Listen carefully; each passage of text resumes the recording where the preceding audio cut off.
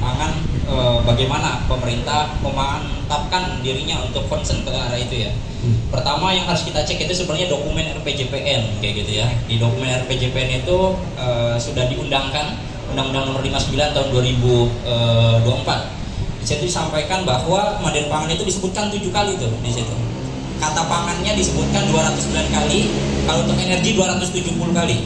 Nah, kalau saya membayangkan kenapa kata-kata ini banyak sekali bermunculan di RPJPN, ini karena concern kita ini sangat krusial nih untuk swasembada pangan, energi, dan juga terkait dengan air. Karena 3 hal tadi itu kaitannya dengan kemanusiaan kita. Jadi pokok itu tidak terpenuhi, ya berarti kemanusiaannya terancam kayak gitu. Kemudian energi kehidupan. Nah, kalau saya membayangkan ini persoalan terkait dengan swasembada pangan, ini sepertinya kita agak skeptis untuk melihat ini possible terjadi. Apalagi bicara tentang kemandirian, bicara tentang ketahanan kayak gitu ya, kedaulatan sama kemandirian kan ini term yang sangat berbeda. Di dalam undang-undang juga beda tuh maksudnya. Sejauh ini kita baru bicara tentang ketahanan, belum kemandirian kayak gitu. Jadi levelnya masih sangat jauh. Kemudian kalau seandainya kita melihat tantangan-tantangan yang paling krusial, ini kaitannya dengan apa? Pertama, krisis iklim. 2023 bulan September itu adalah kemarau dan hari ini ya bulan yang paling panas di dalam sejarah permukaan bumi kayak gitu. Jadi kalau misalnya teman-teman melihat kenapa banyak sekali wilayah-wilayah yang gagal panen, kemudian cuaca yang tidak menentu, dan juga terkait dengan krisis iklim, ya ini semua terjadi karena ulah manusia juga kayak gitu. Jadi persoalannya sangat-sangat krusial ya, karena dimulai dari tantangan krisis iklim yang sejatinya tengah kita hadapi hari ini, bukan besok, bukan lusa, bukan tahun depan kayak gitu, tapi hari ini, krisisnya hari ini kayak gitu. Jadi krisis iklim telah dirasakan oleh penduduk bumi. Cuaca tidak menentu, suhu di permukaan meningkat dan sebagainya. Ini tantangan utama yang kemudian menyebabkan pada akhirnya kemandirian pangan akan sangat sulit untuk dicapai ya. Kemudian kedua, ini bicara tentang konflik global yang terjadi baik di Rusia Ukraina, kemudian Palestina Israel, dan juga di wilayah perbatasan Indonesia terutama di wilayah Natuna, itu juga berpengaruh terhadap rantai pasok global. Nah ini harus diperhatikan. Jadi bicara tentang pangan itu juga harus bicara tentang politik pangannya, bukan sebatas teknis bagaimana ini diselenggarakan, tetapi pilihan kebijakan politik pangannya yang harus diperhatikan. Kemudian faktor berikutnya ya terkait dengan food estate. Ini kita sudah memetakan banyak sekali wilayah-wilayah yang kemudian diselenggarakan food estate ya. Contoh di Kalimantan Tengah ya, yang terjadi ditanamnya padi kayak gitu, yang keluar singkong kayak gitu. Ini kan menunjukkan bahwa food estate ini udah gagal kayak gitu, bahkan sejak dalam alam pikiran kayak gitu. Jadi ini yang harus diperhatikan ya, bahwa food estate ini sudah terbukti gagal, lalu kenapa harus dilanjutkan kayak gitu. Terus kemudian saya pernah 2022 pernah main ke Mive-nya di ini ya, di Merauke kayak gitu ya. Ini menariknya karena ya lagi-lagi ini juga APH ya, itu juga bermain di situ. Jadi jenderal-jenderal polisi, jenderal-jenderal ini cukup bermain di sana. Dan menariknya lagi ya, kalau teman-teman bicara tentang food estate, yang terlibat itu lebih banyak porsinya bukan Kementerian Pertanian sebagai leading sektornya, justru yang bermain adalah Kementerian Pertahanan. Nah ini kan makin ngawur kayak gitu. Jadi negara kita dikelola secara serampangan. Saya kira itu dulu dari saya. Oke, terima kasih Mas Albat. Cukup menarik untuk memantik diskusi kita tadi. Kita akibat banyaknya mafia di setiap sektor. Betul. Gitu. Itu yang pertama. Kemudian kedua, ketika kita bicara tentang mafia tadi, ini kan urusannya dengan aktor-aktor yang terlibat di dalamnya. Ini jangankan mafia pupuk aja ada gitu. Impor, kuota impor itu juga dibisnisin kayak gitu. Betul. Ini ngeri banget Indonesia itu. Jadi kalau bicara tentang Indonesia, isinya tentang mafia kayak gitu. Yang disampaikan Terelie di dalam negeri para berdebat, ya itulah mayoritas pejabat-pejabat publik kita. Jadi ketika kita bicara tentang persoalan pertanian, yang menghambat itu sebenarnya tadi banyaknya pencari rente di situ tuh. Jadi kalau saya sih bicara tentang teknis itu bagus di atas kertas. Persoalan utamanya ada di kebijakan politiknya kayak gitu. Nah saya sulit membayangkan Indonesia ke depan itu akan jauh lebih baik ketika komponen dari unsur-unsur yang terbentuk dalam kabinet ini jumlahnya besar. Ini contoh sederhana ya. Sekarang ada 53 menteri dan kepala badan serta 56 wamen. Kemarin aja 34 kementerian yang sudah delimitasi, kerja kita berantakan, banyak yang tumpang tindih kayak gitu ya. Kalau bicara tentang kita agile government kayak gitu ya, ini kebetulan saya ngajar mata kuliah birokrasi kayak gitu. Agile government Jadi pemerintahan yang lincah itu hanya bisa dilakukan ketika apa? Koordinasinya jelas. Bahkan sekarang udah sebutannya holokrasi kayak gitu ya. Birokrasi yang lentur, yang agile, yang siapapun bisa saling terkoneksi, terorganisir, model-model di Google kayak gitu ya. Di Gojek kalau di Indonesia. Kita di Indonesia hierarkisnya mirip kayak ini. Kayak birokrasinya Weberian kayak gitu ya, yang sama atasan sendiko daun kayak gitu ya, yang kemudian tidak membuka ruang-ruang yang sangat agile tadi untuk bisa berinovasi kayak gitu. Jadi tantangan kita sebenarnya tantangan birokratis, tantangan mafia, banyak mencari rentenya. Kemudian ya yang paling penting dari persoalan pangan ini adalah kita nggak punya roadmap yang cukup ini ya, yang cukup capable dihayati dan diimplementasikan dalam konteks bagaimana kita mencapai kemandirian pangan. Jadi kita belum punya tuh rute tercepat. Ini kan misalnya kita mau pergi dari Jogja ke Jakarta, ada opsi alternatif, misalnya naik pesawat, kosnya yang harus dibayar sekian kayak gitu, naik kereta sekian, jalan kaki sekian kayak gitu. Nah kita tuh nggak tahu rute tercepat untuk mencapai kemandirian pangan itu apa kayak gitu. Kita nggak punya. Dan kesulitan kita adalah kita nggak punya kemampuan untuk mengukur itu semua. Jadi semuanya ya bisnis as usual aja. Saya kira itu dulu jawaban saya. Terima kasih Mas Alfat, luar biasa sekali. Teman-teman media, ada yang tadi contoh kasus Ronald Tanur itu kan cukup fenomenal karena ternyata ditemukan suap awalnya hanya 5 miliar di sana. Tapi ketika digeledah lebih lanjut dia menemukan tabungan hampir 1 triliun. Itu kan ditemukan oleh Kejaksaan Agung. Itu kan sebenarnya menjadi namanya pemacu ya bagi kita, oh kenapa bisa seperti ini, karena dia sudah mengurus kasus dari tahun 2012. Sebenarnya ketika Kejaksaan Agung bisa konsisten untuk melakukan hal itu menjadi hal yang baik dan bisa menjadi harapan juga. Tetapi betul seperti disampaikan oleh Pak Esu juga, jangan sampai kita cepat-cepat dan gerasa gerusu tapi menjadi backfire. Makanya harapannya ini ya, karena kan di DPR sekarang ada Komisi 13, komisi baru yang dia tidak berbicara penegakan hukum tapi berbicara harmonisasi hukum. Harapannya RUU perampasan aset dan lain sebagainya betul-betul digolkan, itu bisa akan lebih mengoptimalkan pemerintahan besok. Oke, RUU perampasan aset mungkin akan bisa menjadi highlight di sini. Tapi Mas Akbar, dua topik yang kita bahas antara pangan dan energi ini kan bagi Jokowi itu kan pernah ya, pemerintahan sebelumnya mereka mengeluarkan instruksi presiden untuk mengutamakan proses administrasi daripada proses penegakan hukum. Sebenarnya itu bagus juga dalam bentuk adalah ketika ada kesalahan dalam pengelolaan tujuan-tujuan seperti energi, pangan dan lain sebagainya, diutamakan dulu proses administrasinya.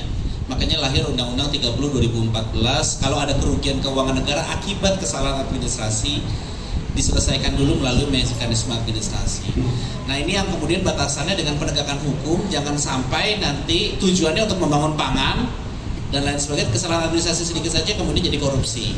Tapi sebaliknya juga jangan sampai dengan ada keleluasaan administrasi tadi malah terjadi tindak pidana korupsi. Nah itu pemerintah sekarang harus bikin parameter yang kuat bagaimana tidak terjadi penyalahgunaan wewenang, tidak terjadi korupsi, tapi tujuan pemenuhan energi dan pangan tadi bisa maksimal. Mungkin itu. Oke.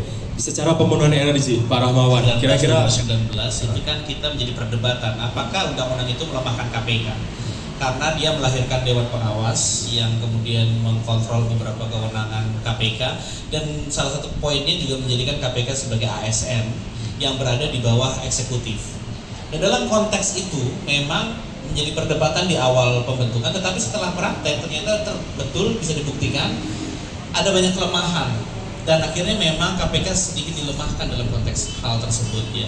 Dimana kemudian dia menjadi ASN, ada TWK, beberapa orang dikeluarkan, dan kemudian juga menjadi tebang pilihnya juga KPK, dan bahkan pertama kali dalam sejarah ketua KPK menjadi tersangka juga oleh Polda Metro yang sebenarnya adalah mantan deputinya juga di dalam KPK. Itu kan sebenarnya sudah menjadi konflik KPK sendiri yang tujuannya untuk memberantas tindak pidana korupsi, maka dia menjadi seperti ini. Sebenarnya kalau misalkan dulu sempat keluar dan bisa dicanangkan di kabinet ini, jika berani ada pembaruan revisi undang-undang KPK untuk memperkuat, bukan untuk melemahkan tapi untuk lebih memperkuat KPK dan betul-betul membuatnya jadi sangat independen. Itu akan lebih bisa membuktikan bahwa kabinet ini, Kabinet Merah Putih, fokus pada pemberantasan korupsi. Misalkan pesan ini secara spesifik Anda tujukan ke kementerian apa?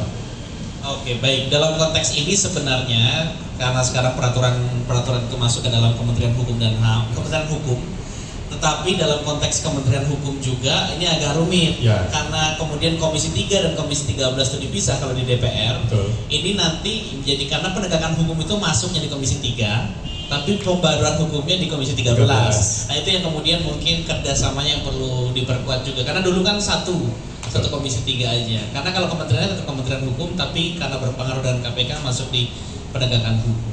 Oke. Kira-kira ada optimisme berapa persen dari Mas Akbar pemberantasan korupsi? Sesuatu juga ini luar biasa. Sebenarnya begini ya, optimisme pemberantasan korupsi itu harus secara menyeluruh. Ya. Jadi kalau kita tidak memulai sama sekali, misalkan tidak memulai dari pendidikan hukum kita, tidak memulai dari pembaharuan institusinya, di mana kita bikin RUU Polri saja terjadi perdebatan antara berbagai institusi, ada ego sektoralnya, membentuk undang-undang kejaksaan juga masih ada ego sektoralnya. Dalam konteks ini kita bisa optimis pemberantasan korupsi jika betul-betul ada kebijakan hukum, ada peraturan perundang-undangan yang dibuat oleh pemerintah fokus ke pemberantasan korupsi. Contoh misalkan yang paling mudah dan sederhana saja, dalam kasus saya ceritakan dalam kasus Ronald Tanur aja. Ketika dia menemukan uang 1T tadi, apakah secara hukum bisa diproses?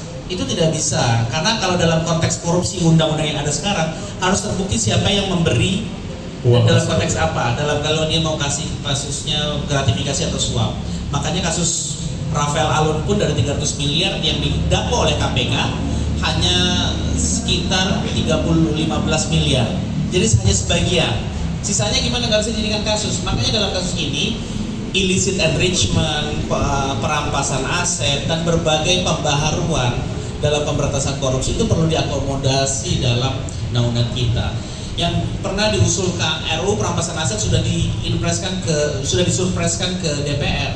Sekarang bagaimana DPR dan pemerintah sekarang kira-kira ada nggak keberanian untuk mengesahkan RUU perampasan aset? Kalau dia sudah berani mengesahkan itu, menurut saya akan memperkuat penegakan hukum kita.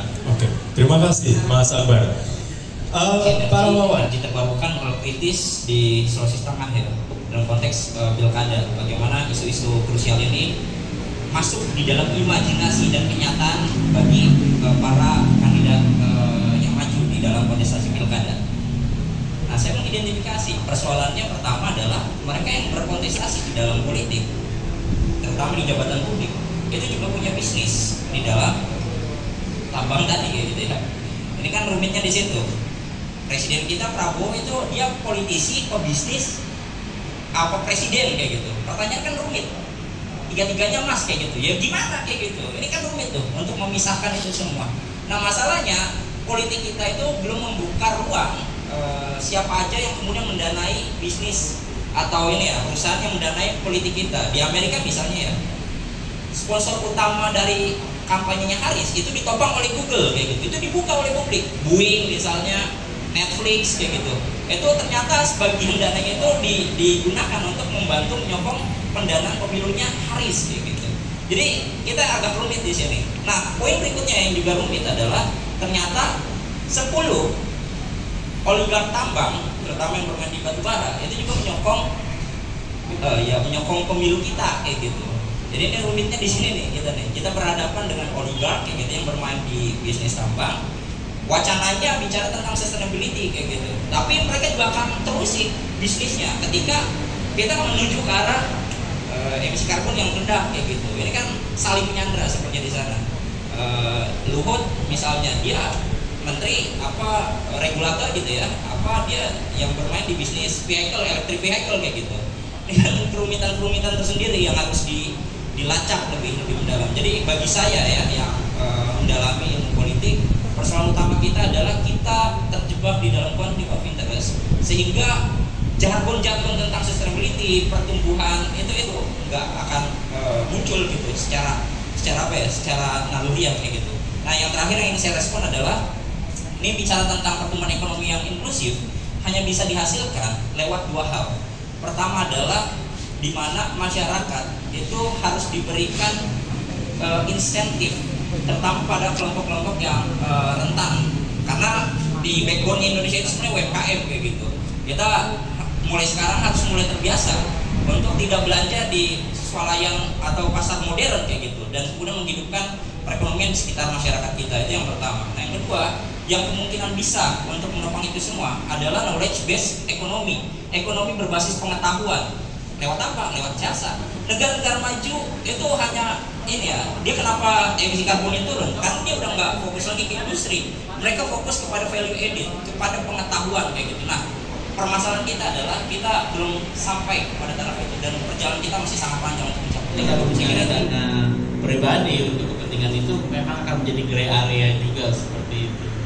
Itu yang, tapi seharusnya memang dibicarakan bahwa ketika itu untuk kepentingan negara dan lain sebagainya bisa dianggarkan. Walaupun saya rasa untuk menganggarkan hal tersebut juga tidak akan sefleksibel itu juga dalam pemerintah.